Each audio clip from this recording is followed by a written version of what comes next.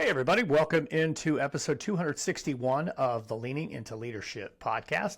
Today's episode is a really special one.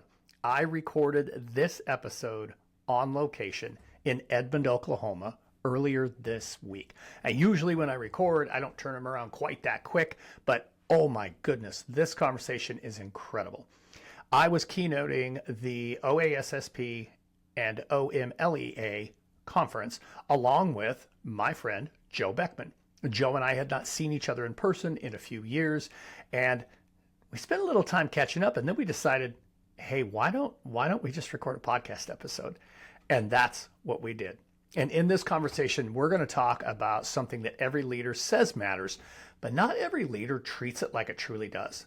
That's human connection. What happens when human connection becomes just one more thing on your plate? And what if connection isn't just one more thing? What if it actually is the plate? Now, before we dive into this amazing conversation, I want to spend a moment and thank our incredible sponsors who make this episode of the Leaning into Leadership podcast possible. This episode is brought to you by DigiCoach. Man, I love the crew at DigiCoach. The work they do is absolutely incredible. And look, if you are serious about instructional leadership, DigiCoach helps you move beyond compliance-like walkthroughs and into real coaching conversations with your teachers. It is such an incredible, user-friendly platform that allows you to collect meaningful walkthrough data, provide targeted feedback, and align your coaching to your school's instructional priorities. Instead of random observations, you get clarity. Instead of scattered feedback, you get growth. If you're trying to build alignment and intentionality in your building, DigiCoach is the tool you need. Go to digicoach.com and let them know you heard about them here on the Leaning into Leadership podcast for special partner pricing. Again, that's digicoach.com. This episode is also brought to you by Hey Tutor. Man, you talk about another incredible group of people doing amazing work on behalf of kids. Hey Tutor, they deliver customized, evidence-based, high-dosage math and ELA tutoring solutions to K-12 school districts across the country. Their programs are aligned with state standards, and they are designed to close learning gaps through in-person and online support. They recruit, train, hire, and manage all tutors as Hey Tutor employees, removing the burden from school districts. With adaptive curriculum and a dashboard that tracks results in real time, Hey Tutor makes it easier for schools to support students who need it the most. Make sure you check them out at heytutor.com. Even better, hit the link in the show notes. That will let them know you heard about them here on the Leaning into Leadership podcast. All right, folks, it's time to lean into this conversation. Joe Beckman is an individual who has spent more than 20 years traveling the world with one simple mission: to reclaim human connection. In this conversation, we talk about technology, storytelling, vulnerability, leadership isolation, and what it really takes to build strong cultures in our schools. This one's timely, it's practical, and it's deeply needed. So let's get started with my friend, Joe Beckman. I'll see you on the other side. All right, everybody. Welcome into the Leaning into Leadership podcast. This is a really super special episode. I am on location in Edmond, Oklahoma with my friend, Joe Beckman. Joe, man, how you doing? I'm doing great. How are you, my friend? I'm doing really, really well. So Joe and I are both keynote speakers here at the OASSP OMLEA conference. Yeah, that's what it is. There's a lot of letters. It's like an alphabet soup. Yeah. And we just had a little bit of downtime. And so it was like, hey, let's record a podcast episode really quick. So Joe, let's do this. Just I guess I've known you for a long time, but maybe some people in my audience don't really know you. Just real quick, give them a little taste of who Joe Beckman is. Yeah. I am a speaker and an author. I have been doing this work for the last 20 years, in and out of the theater world and the education world. So I started as a children's theater actor. I would go around into schools and do plays around bullying and topic-based themes. That after about 2 years turned into working in schools doing retreats for a nonprofit. And part of those day-long retreats were these 15-minute talks that I would give. And I liked that part the best. And I kept saying, I want to do that. I want to do that. And they said, we do this. And so I decided I was going to pivot and focus in on creating keynote talks. And I started working with students, and that ballooned out to staff, which ballooned out to administrators, to parents. I've written a couple books since then. We have a video library where all of our follow-up resources live, and a little bit of a team as we're trying to go out there and make a difference in the world, all around the importance and the power of human connection. Yeah, absolutely. So, there's so many things in there that I would love to chase after. I think it's really interesting. You know, we were just having dinner with the executive board of both organizations, and you were telling that story. And I didn't know what your path was into the speaking world. And for a long time, I've always been really interested, like with educators. How did you get into, being a teacher? Because typically what people think is that, oh, you just always want to be a teacher. And probably 90 something % of teachers, that wasn't what they set out to be. Interesting. Right? They found, and I'm one of them, right? You find your path somehow. And you kind of explained a little bit there and talked a little bit there. I know a big part of your message is that human connection piece. Yeah. You heard me share a little bit during dinner about just that, the reason that I have focused so much on leadership and trying to, help the person I used to be. What was it that drew you to saying, this is what I want to say on stage? This is how I want to help people. Yeah. So it was interesting because when we decided to go out on our own, and as my brother-in-law and I needed somebody that would help support the work that I did and the business side of things. We threw a lot of different things on the wall, and we started looking at what do I uniquely bring to the table that can add some value to these topics? And of course, you could pick many of them, but the one that kept coming out was connection. I am really bad at 99% of the things that I do in this world. Ask my wife, she will confirm, if you give me a power tool, run for the hills. But the one thing that I've always been good at and always been told I'm good at, ever since I was a little kid, is my ability to connect with other people. And even in 2015, before the data and the numbers around how important lack of human connection has been to our mental health and to our kids, I could see the writing on the wall. There was a lot more looking down, a lot less looking up. And when I look back at my experiences and the things that helped me grow as a human, it was the people and it was the connections from those people. And so I started talking about the importance of looking up and making sure that the time that you have, you're using it well and that you're trying to be in connection. And what I found is that that's not just a kid message, that adults need to hear that parents are craving to figure out, how do we say yes to the inevitability that is technology, but not lose the one thing that got us here in the first place. And I've been able to create some thoughts and ideas and share those in a way that hopefully resonates and connects. Yeah, I think that's a really powerful space, and let's maybe speak speak a little bit more into that. A lot of our listening audience are current administrators, people that are in various different roles. Maybe they're classroom teachers, maybe they're superintendents, whatever the case may be. But that piece that you just said there, that, and I know you took it from the parent perspective, but I think teachers struggle with this too.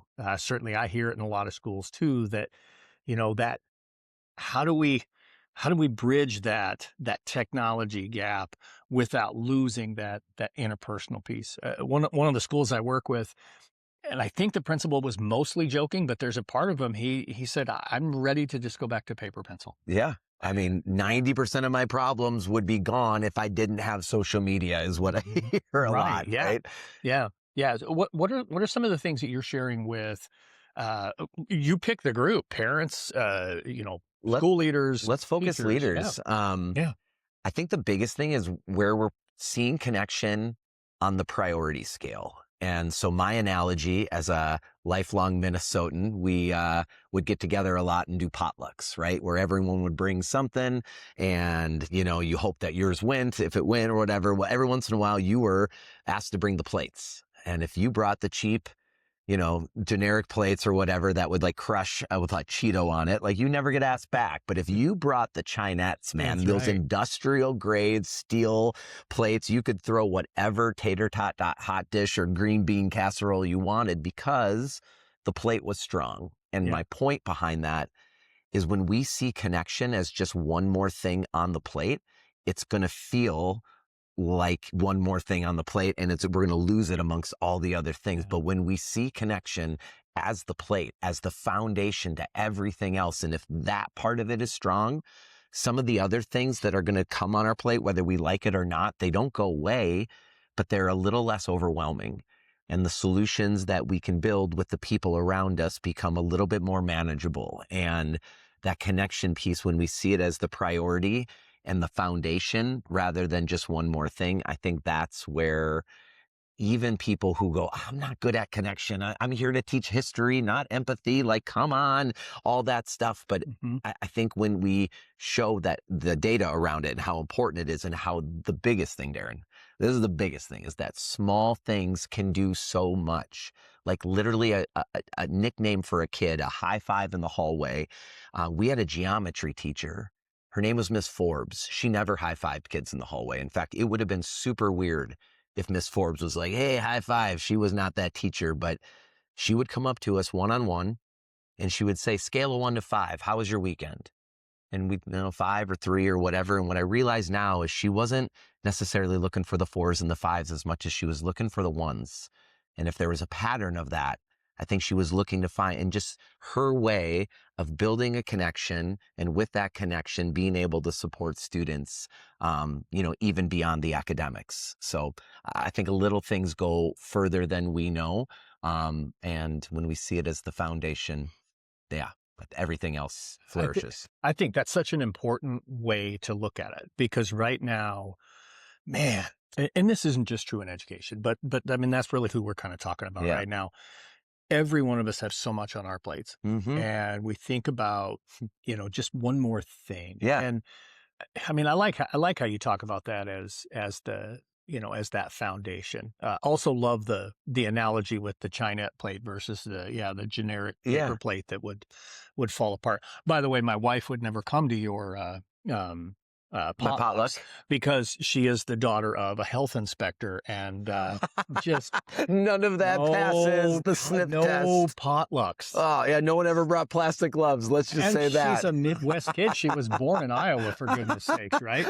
But anyway, I digress on that. But I do think that's such an important way to think about that, and especially, and I want to push a little bit more here. I think the audience is like, please give me a little bit more here, Joe. Especially if you are a high school administrator and you have those high school teachers. I was a high school teacher. I was a high school principal, and you know what? I had a handful of staff that, I'm here to teach psychology. I'm here, traditionally, I shouldn't just say psychology. It sounds like I'm singling someone else. Science or subject math is your, or whatever. yeah. And traditionally, secondary educators, it's not that they don't love kids, but they love their content area. Yeah. So I'm sure you've run into a few in your time that push back a little bit. Totally. Give us a little bit more that maybe a leader can say, other than just simply pick up the phone and call Joe. Yeah. Seriously.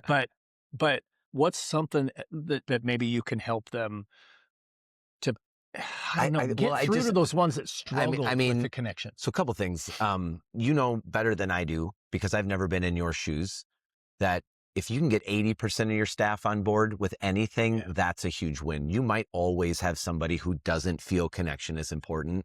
And I don't think you ever give up or whatever, but I also don't think you call yourself a bad leader because you don't have 100% participation. I do think when we can explain the why of anything, that always makes the thing we're asking for a little bit easier. And the whole idea behind the content is like, hey, that physics lesson that you want to get to the kid's brain, one of the best ways that you can get it there, and more important, get it there to retain, is if we can somehow enter through the heart.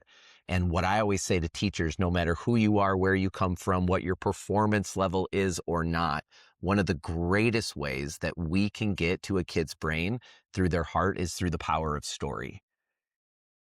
I remember not every lesson might need to have a story, but if you want to get a message, whatever it is, a piece of information to a kid's brain, a story on the front end will set the tone. It will allow you to play in a space outside of the academic world. And if you're brave enough and you tell that story about you, it gets them to see a little bit different side of you. And if you want to go cherry on the cherries on the sundae, don't tell the story about when you knocked it out of the park and won the game for the team. Talk about the time you struck out in the bottom of the ninth with the bases loaded and everyone, you kind of was mad at you. Those times where you maybe didn't have it figured out, or maybe there's a part of the lesson that you struggled with when you were in high school.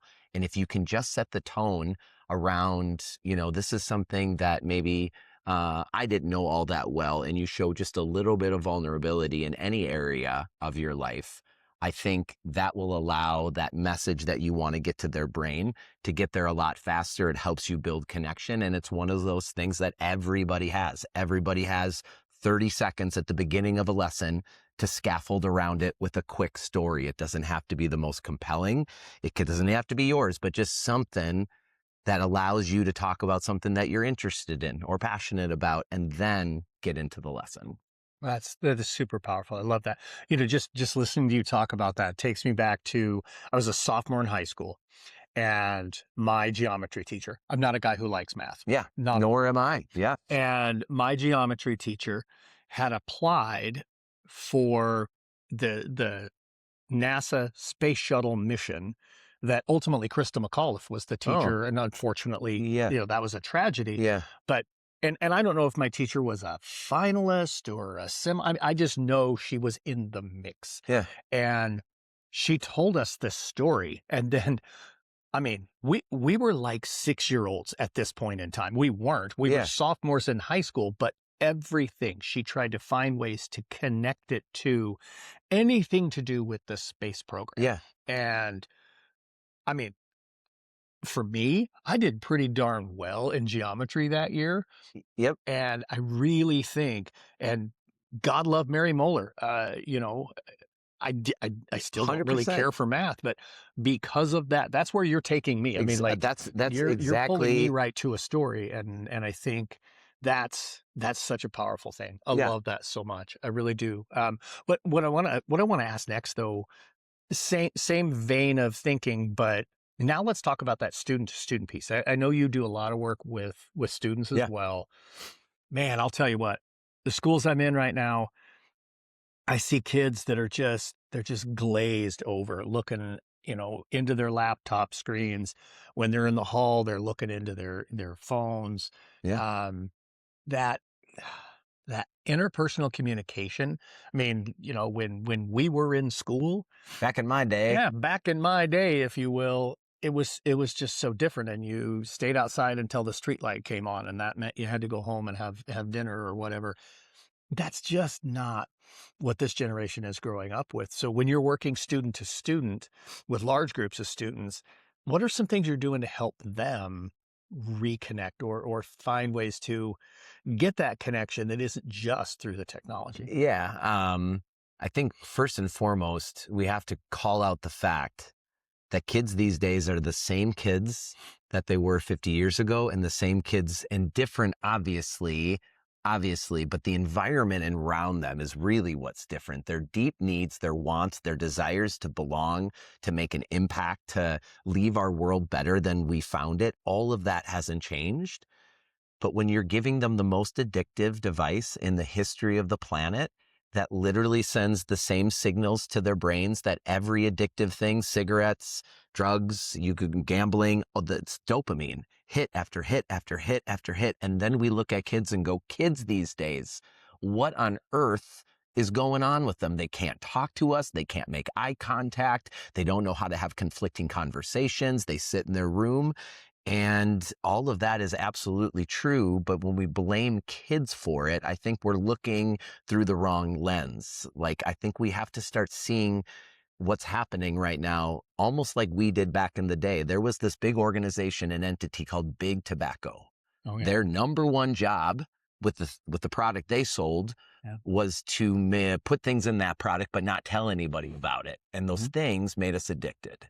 And now we look back 40 years later and we say things like, do you know they used to smoke cigarettes in airplanes and in hospitals? And no one would say, how dumb were they? Like, but we didn't know what we didn't know because we didn't understand what was going on behind the product. And if you don't think Big Tobacco has been replaced by Big Tech, you're wrong, right? There are people making millions of dollars, making sure every ring, ding, notification, vibration that we get systematically gets us to look back down because it makes somebody else money. And so they're really, really good. And so it's more important than ever because of all the ring, ding, bling, vibrations, all the different things.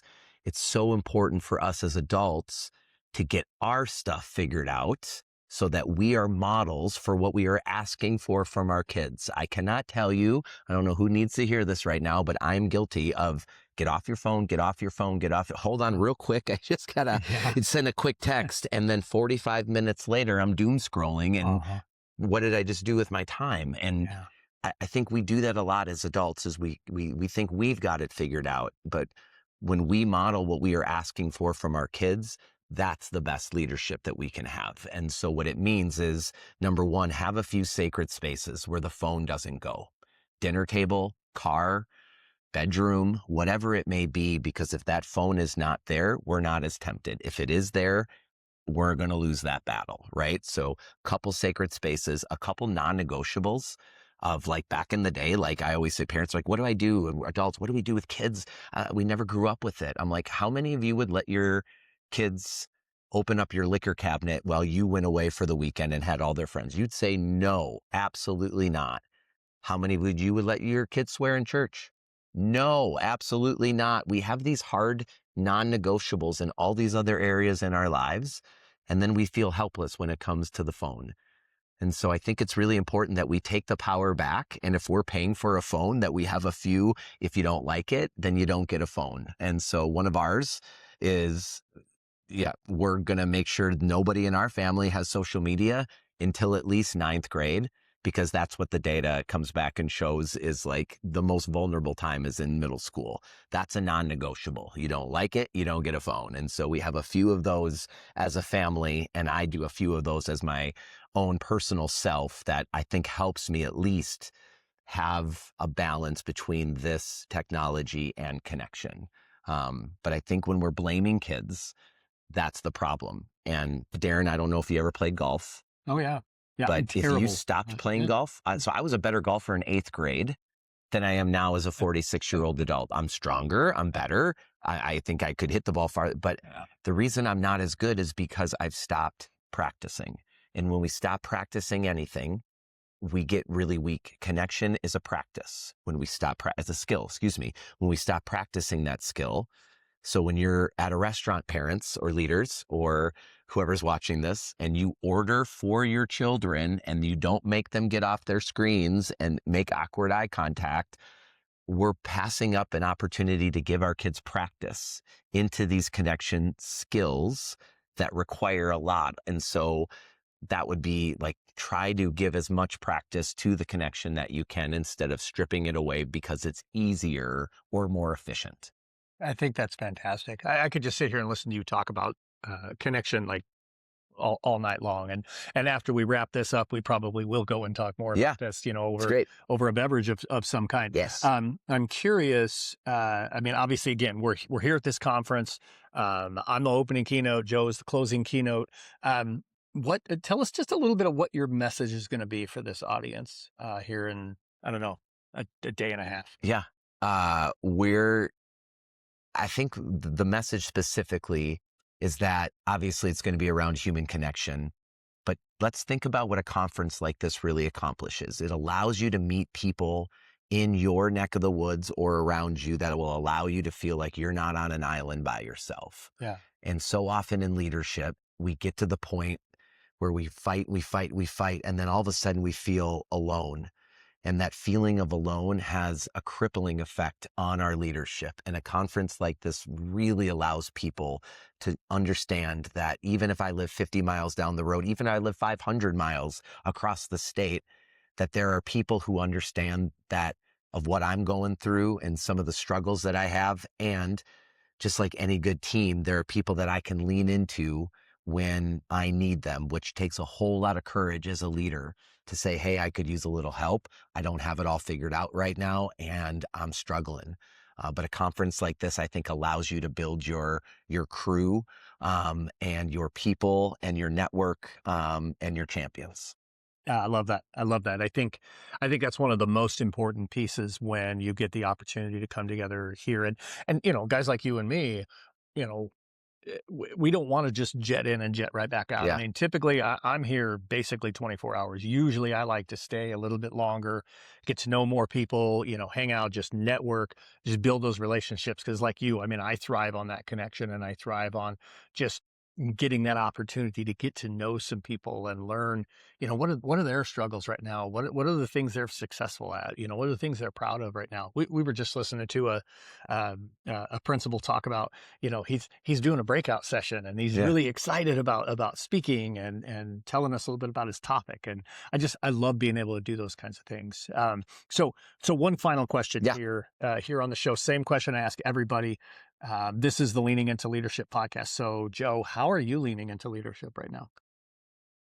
Whew.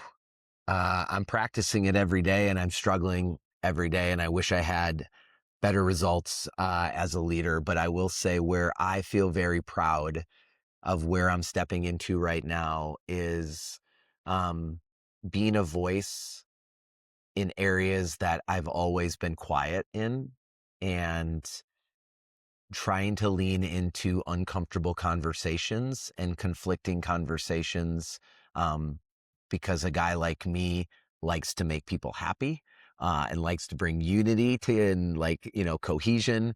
But sometimes for many reasons, we as leaders have to lean into conversations that are the opposite of that. And as a resident of Minneapolis, Minnesota, we're in the news a lot, and some of the things that are happening and in our world right now are part of some of the hard conversations that I'm starting to have, but I'm also leaning in and finding my voice in a space that I think is craving a little bit of light right now. I love that answer, and I know I said something to you about this earlier today, but I'm grateful for your voice in that space right now. The conversation that you're starting, the thoughts that you're sharing are really fantastic. So folks, make sure that you're following Joe. So I mean, if that's something you want to kind of lean into as well, is certainly somebody who's right there, kind of in the middle of Yeah. that situation. So I lied. I guess actually there is one more question here I'm on the in. show. I like it. Bonus. People are going to want to get connected with you. So how do they connect, whether it's social media, website, all of that kind of stuff? How do they get connected with Joe Beckman? Absolutely. My name, luckily, is very easy to remember, Joe Beckman. And if you just throw the .com at the end and the www at the front, you would be able to find me.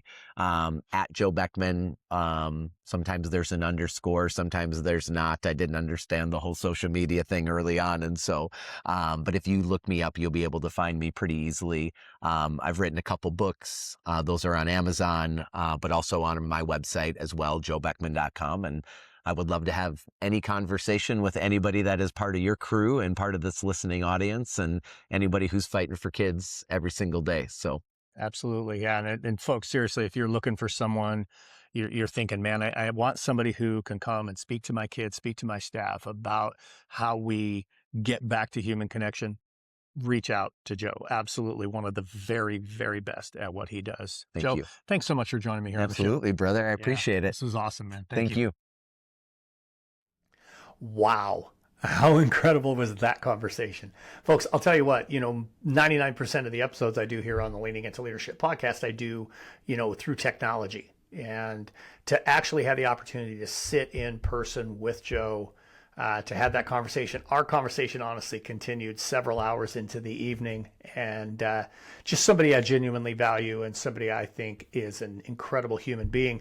Make sure you look him up, hit all the links that are down there in the show notes.